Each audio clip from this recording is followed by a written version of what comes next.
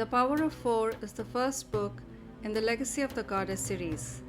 It is a tale of fantasy, magic, and adventure, set in ancient Egypt in the mythical village of Neten on the banks of the great sacred river. Chapter 3. Ezra makes a new friend. Ezra was very busy today. There were loads of fruit to be displayed at the shop, but first they had to be taken out of the wooden crates that were filled with hay to keep the fruits from decaying. His uncle had got these special fruits from overseas.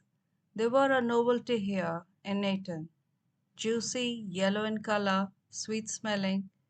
Ezra was almost tempted to try one, but it had to wait. "How much for this one?"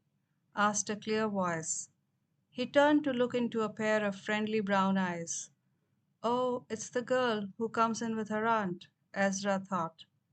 He froze. He felt his lips moving as he said, "We have not put a price on them yet. I will ask my uncle." He could not decide whether to go in search of his uncle, who was nowhere to be seen, or to stay and talk to her.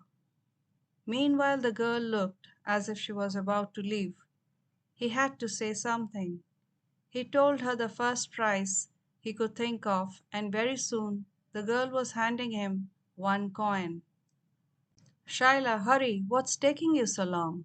Come on, we have to go," called her aunt. Shyla hurried out. She wanted to talk to Ezra, the curly-haired boy who was always looking at her in the spice shop. She noticed that he wore a chain of black beads round his neck with a blue pendant, and when it caught the light, it glowed strangely. "Oh well, this has to wait for another day," she thought to herself. Her aunt was not someone who liked to wait. She hurried over to join her. Ezra too rushed out of the shop to catch another glimpse of her. He stopped short to see Shyla leaving with her aunt.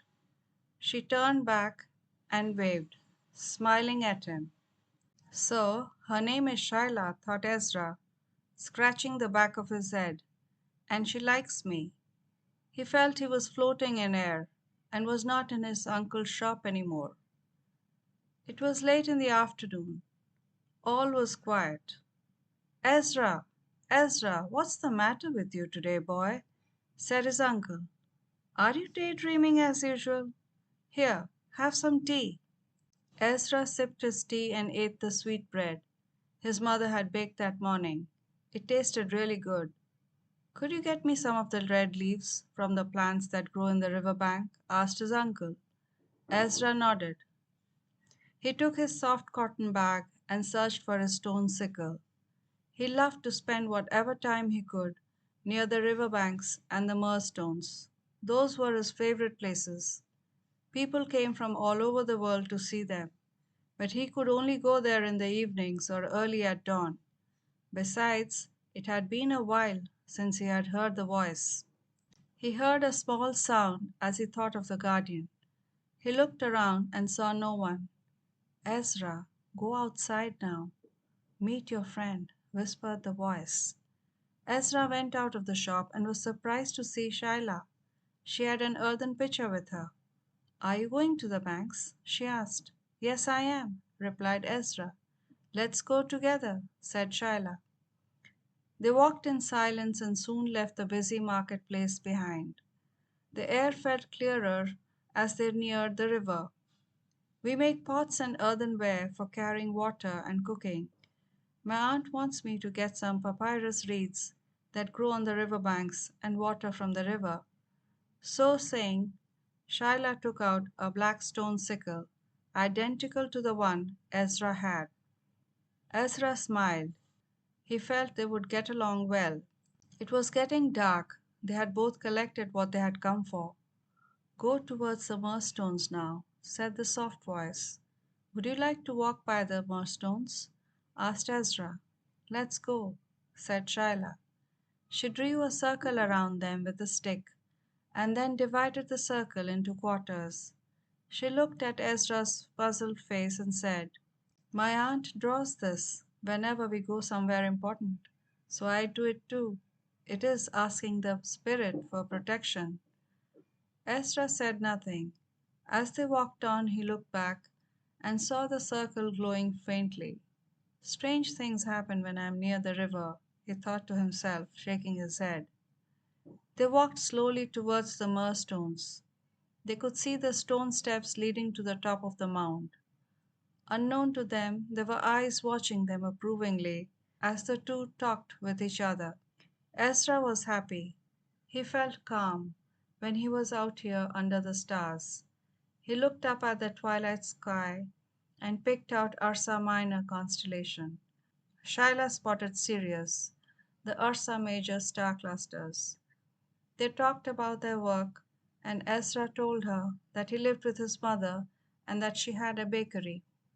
Shyla told him that she was an orphan and that she lived with her aunt. They walked slowly, talking about what they liked and disliked. Shyla felt as if time had stood still, waiting for them to finish their conversation. It had been long since she had talked to someone about herself. She felt she had known him forever. It was dark when they finally decided to go back home. Come on now, hurry, it's getting late. The moon will be up soon, said Shyla.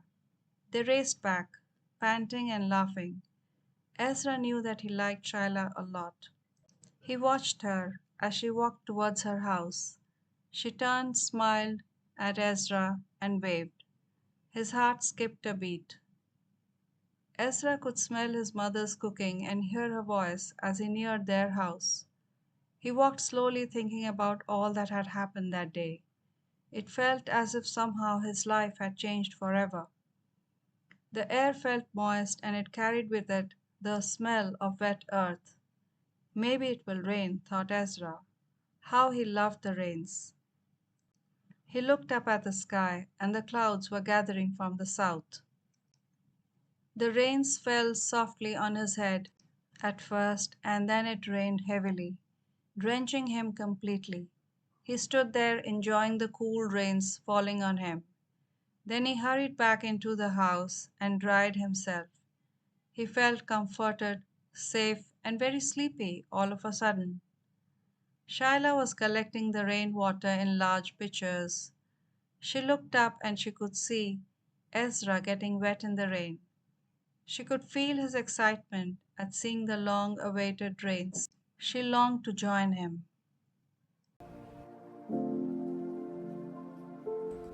Thank you for listening. This was a chapter from The Legacy of the Goddess, Power of Four. Tune in every Friday for a new chapter. You can also buy the whole book right now. Visit legacyofthegoddess.gumroad.com to buy The Power of Four in both written and audio format, as well as a special discounted bundle.